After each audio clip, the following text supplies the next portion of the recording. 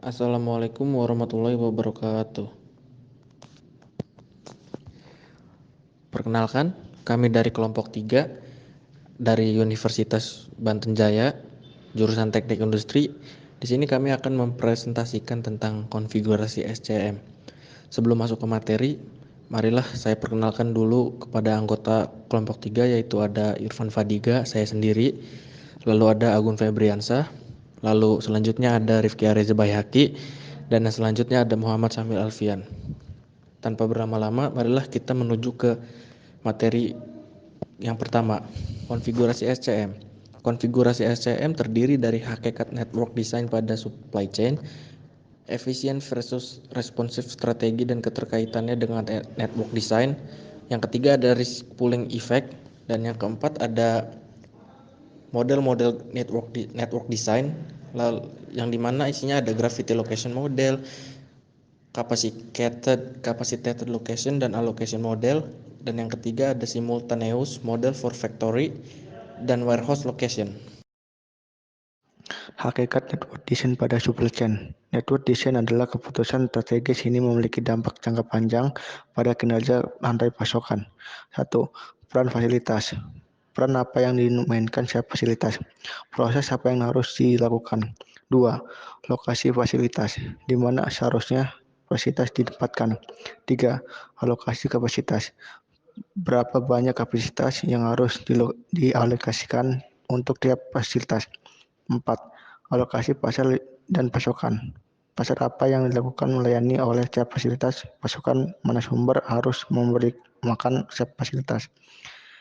5.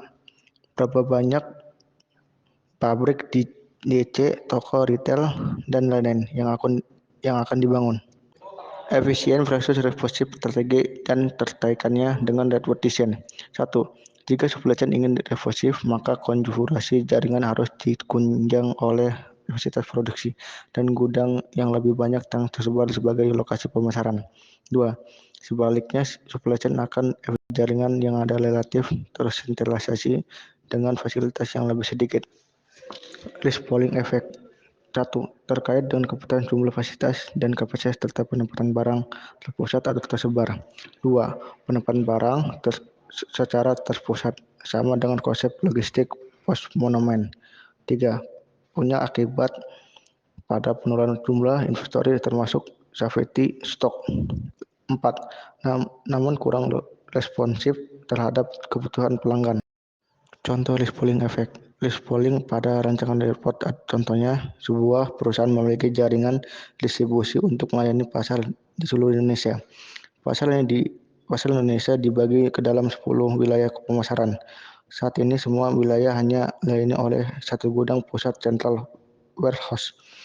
Waktu respon untuk melayani pelanggan rata-rata 5 hari. Karena tekanan yang diimplikasikan harus ada 3 gudang.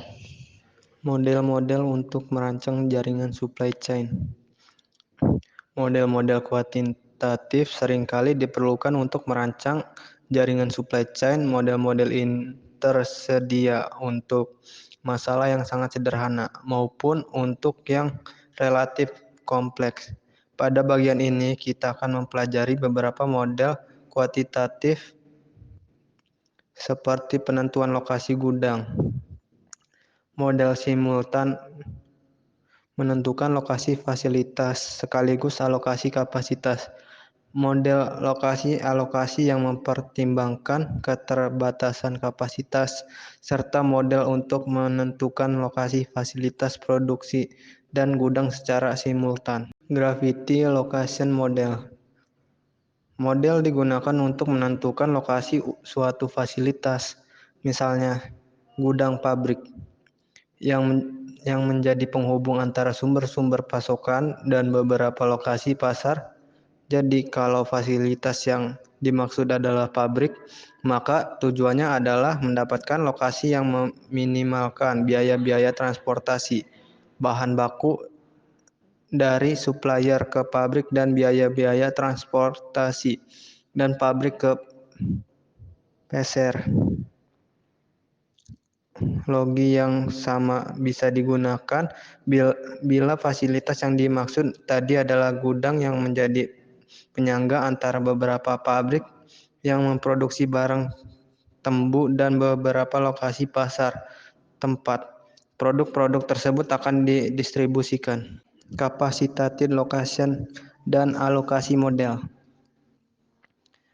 Keputusan pendiri suatu fasilitas produksi atau pergudangan seringkali harus dilakukan secara simultan dengan keputusan lain, antara lain yang menyangkut alokasi produk dan pengiriman.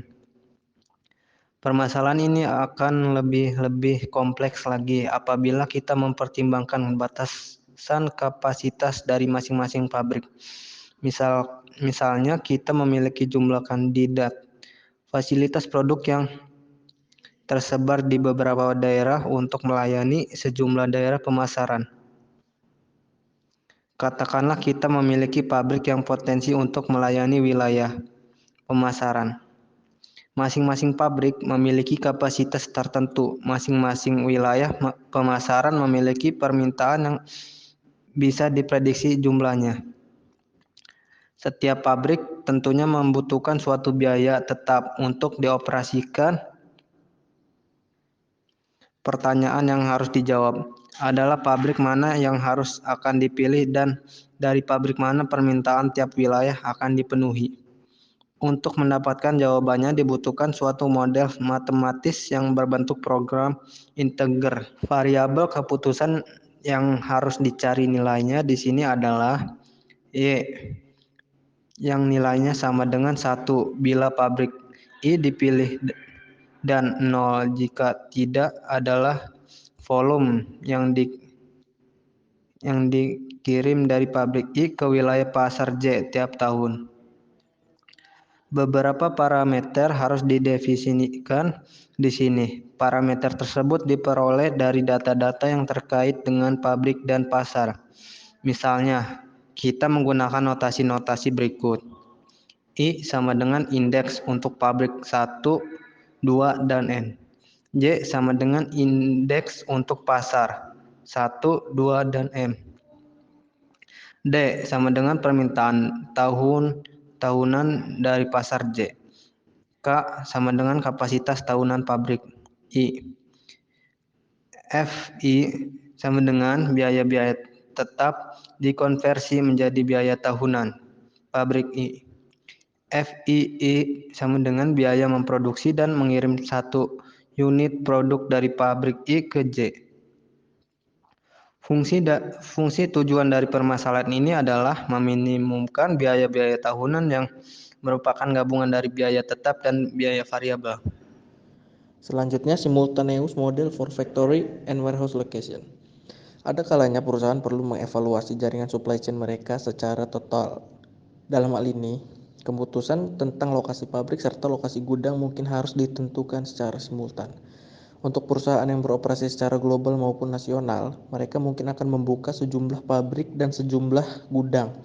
Seperti halnya pada permasalahan yang sudah kita selesaikan pada bagian sebelumnya. Tiap-tiap pabrik bisa dibuka atau ditutup, dan masing-masing mempunyai biaya tetap dan biaya variabel. Setiap pabrik juga mempunyai keterbatasan kapasitas. Demikian pula setiap alternatif gudang bisa diputuskan untuk dibuka atau tidak, dan masing-masing mempunyai kapasitas dan biaya tetap. Untuk permasalahan seperti ini, di samping jawaban terhadap dibuka atau tidaknya suatu pabrik atau gudang, perlu juga dijawab dari gudang mana tiap wilayah pasar akan dipasok dan dari pabrik mana tiap gudang akan dipasok. Itu saja yang dapat kelompok 3 sampaikan, kurang lebihnya mohon maaf. Wabillahi taufik wal hidayah. Wassalamualaikum warahmatullahi wabarakatuh.